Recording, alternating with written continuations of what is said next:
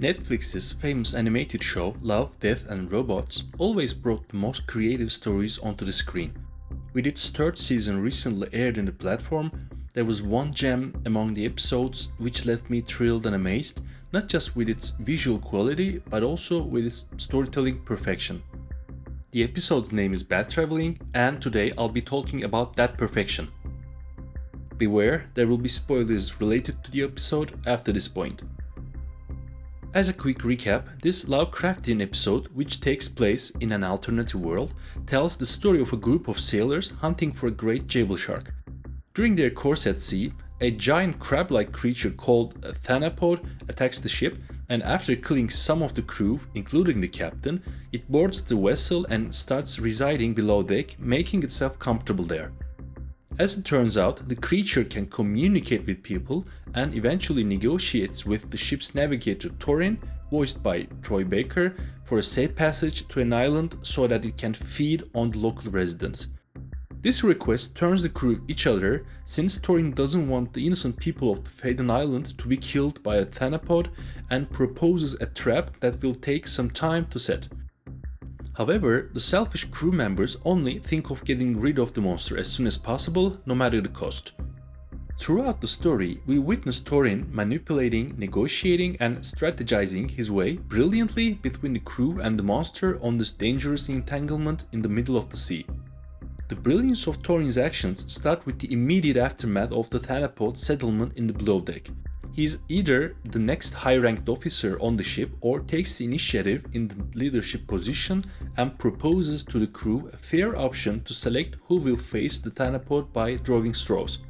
A very muscular crew member, codenamed Bully, draws the short straw, but instead of going downstairs to face the beast, he cheats and forcibly obliges Thorin to go. He even tries to throw him down from the open hatch on the deck directly to the Thanapod, but Thorin willingly accepts to go through the door in a much more proper manner while extending his chance to assess the situation before facing the beast.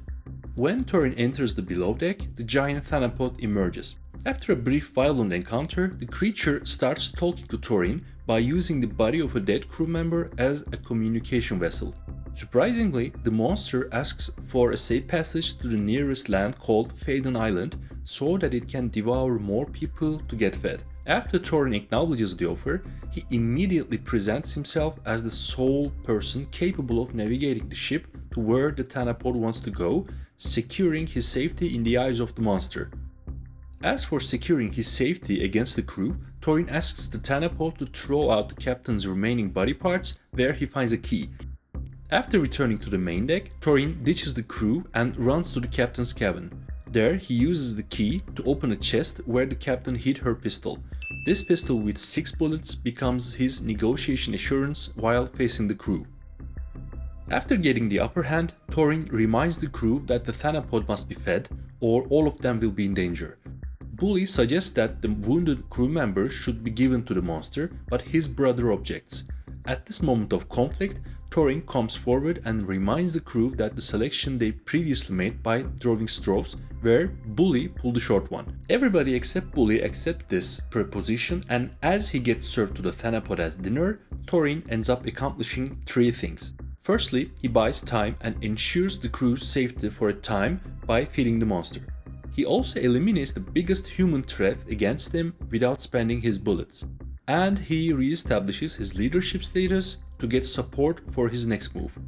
After eliminating Bully, he discusses the moral dilemma within the Thanapod's offer. He doesn't want to take the creature to Faden Island because he wants to protect the lives of innocent people there. Instead, he offers an alternative solution. They can take the monster to an isolated island further from Faden Island and dump it there for starvation. Although this option will save innocent lives, the longer duration will threaten the lives of the crew members since the Thanapod will get hungry soon.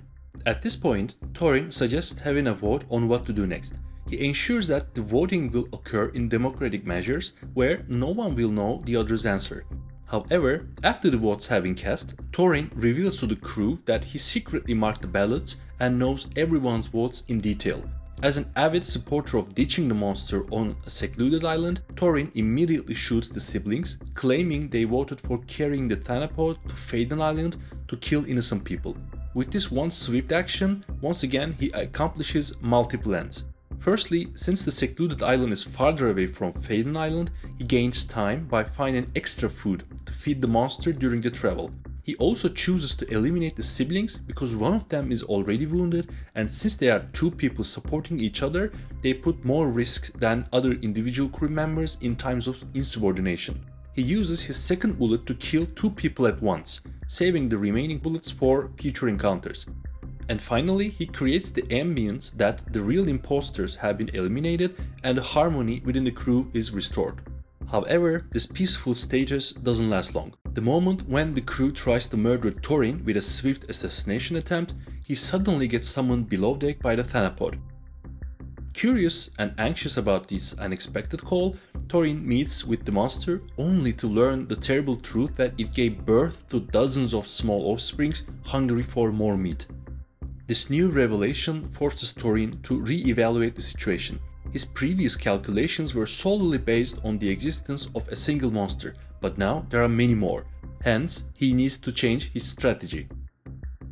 While approaching Faden Island, he rejects the crew's final suggestion to board the island and lets everyone know that he'll go to sleep.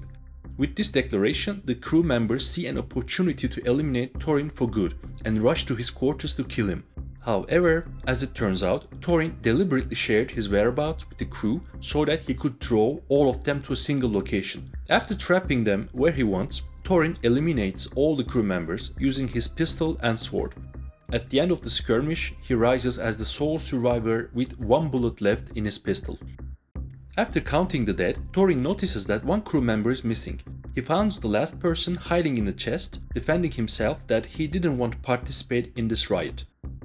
Appreciating his acts, Thorin spares him at first, but after the two help each other to throw the dead bodies to the Thanapod, Thorin pushes the last crewmate to the below deck, sacrificing him to the creature as well. With this final initiative, Thorin accomplishes the following. As the circumstances changed with the existence of multiple monsters, Thorin had to keep the creatures fed until they arrived at their destination. He always knew that all the crew members voted for boarding to Faden Island, only thinking of themselves. Although Thorin was trying to keep them alive the whole time, after seeing multiple Thanapods aboard the ship, he saw the crew as a lost cause and decided to get rid of them to buy some extra time to keep the monsters fed. Thorin also didn't trust the last crewmate who didn't participate in the riot because he was the same person who tried to kill him on the first attempt. This fickleness was too dangerous for the rest of the journey, so he chose to get rid of him too. With all the humans aboard the ship dead except him, Thorin finally reaches the shores of the secluded island and goes below deck for his final showdown with the Thanapod. As the monster and its offsprings emerge from the darkness, Thorin commences his speech, stalling his audience by stabbing the barrels near him. As he explains why they hunt Jabal sharks in the first place, the oil that belongs to them flows from the barrels through the floor, answering the hunting reason. Finally, Thorin picks up his pistol and the Thanapod mocks that its shell will protect it from a bullet. However, Thorin's purpose is never to shoot the monster but to burn it. Hence, he uses his last bullet to ignite the oil and set the ship on fire. He barely escapes the monster's grip, jumps out of the ship and rows away with a small boat he secured earlier. At the end of the episode, as Thorin witnesses the destruction of the ship and everything in it while safely traveling toward Faden Island, we can't stop getting amazed by his excellent negotiation, persuasion and survival skills that help him survive through this journey. During the ship's course, he successfully manipulated the crew and the monster in his favor by making them believe that they were the decision makers. He also successfully eliminated his rivals by setting them against each other and using limited resources wisely. Thorin accomplished his purpose as the sole survivor of a haunted story, as the voice of reason, intelligence and ethics. After a mediocre second season, seeing such a great episode in the third season of Netflix's Love, Death and Robots was great. Bad Traveling, directed by the executive producer David Fincher himself, was an incredible piece of visual art that was pretty enjoyable to watch and contemplate. I hope you enjoyed this video essay. If you liked what you saw, please like this video and subscribe to my channel to support me create more content. Hope to see you in the next videos.